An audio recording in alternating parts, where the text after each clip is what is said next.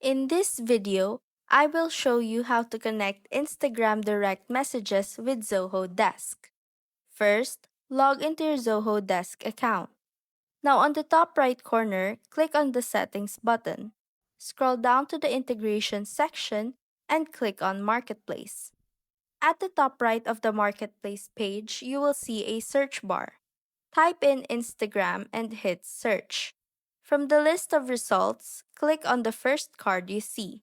It should be the WASDL platform integration for Zoho Desk. Next, click on the Install button. A pop-up will appear showing the terms of service and privacy policy. Check both boxes and click on Install to proceed.